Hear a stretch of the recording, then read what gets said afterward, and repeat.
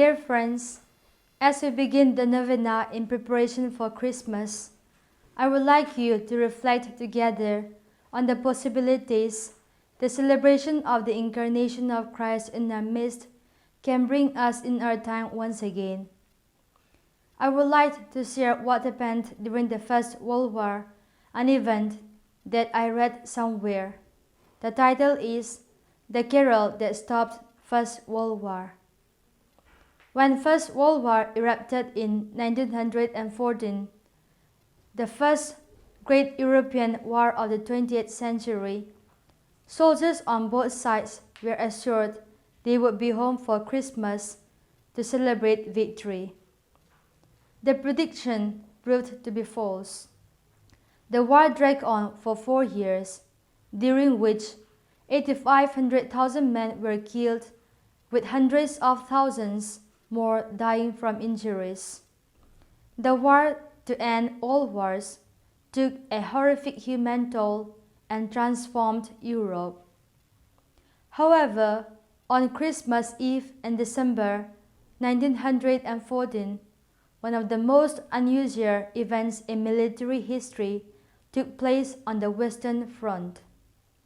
On the night of December 24th, the weather abruptly became cold, freezing the water and slush of the trenches in which the men were bunkered. On the German side, soldiers began lighting candles.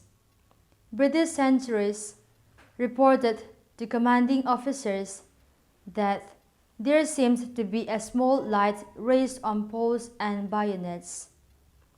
Although these lanterns clearly illuminated German troops, making them vulnerable to being shot, the British held their fire.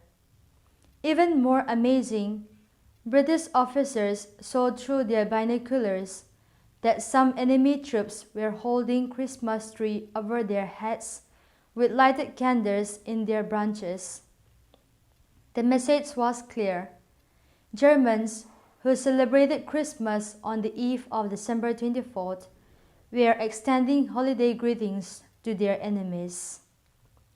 Within moments of that sight, the British began hearing a few German soldiers singing a Christmas carol. It was soon picked up all along the German line as other soldiers joined in harmonizing. The words heard were these: Stille Nacht, Heilige Nacht.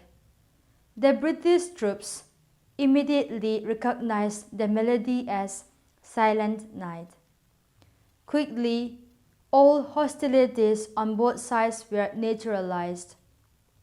One by one, British and German soldiers began laying down their weapons to venture into no man's land, a small patch of bombed-out earth between the two sides.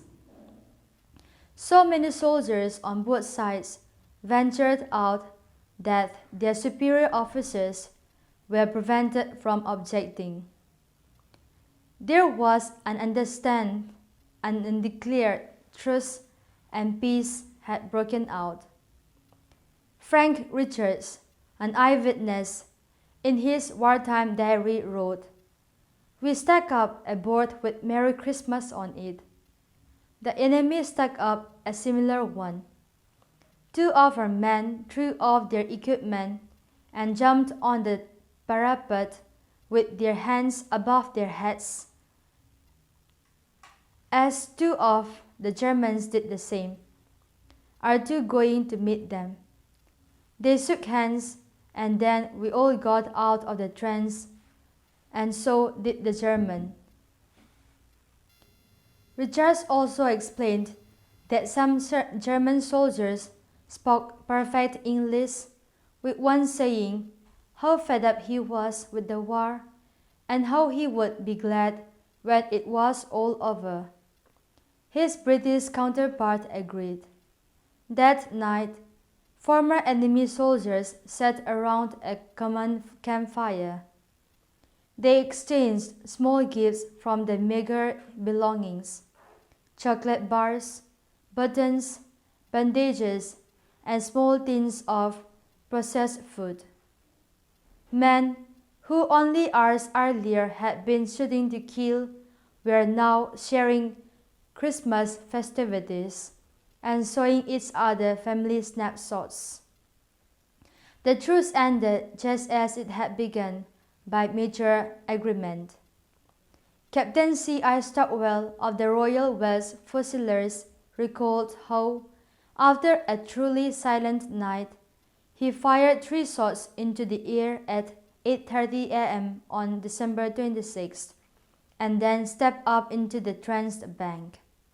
A German officer, who had exchanged gifts with Captain Stockwell the previous night, also appeared on a trenched bunk. They bowed, saluted, and climbed back into their trenches. A few minutes later, Captain Stockwell heard the German officer fire 2 shots in the air. The war was on again. But as we all know, the war did, however, come to an end in time. Dear friends, what does this incident hold out to you and me? Each of us will certainly see it differently, but it certainly tells us something. Let us take to heart the promptings in our hearts. We cannot take for granted the wonder and the power of the incarnation of Christ. Today, we pray that this Christmas may enable us to have more faith in God in the midst of suffering and pains of various pains. May it help us forget the differences, hard feelings, some revengeful attitudes, to make this Christmas truly an experience of grace.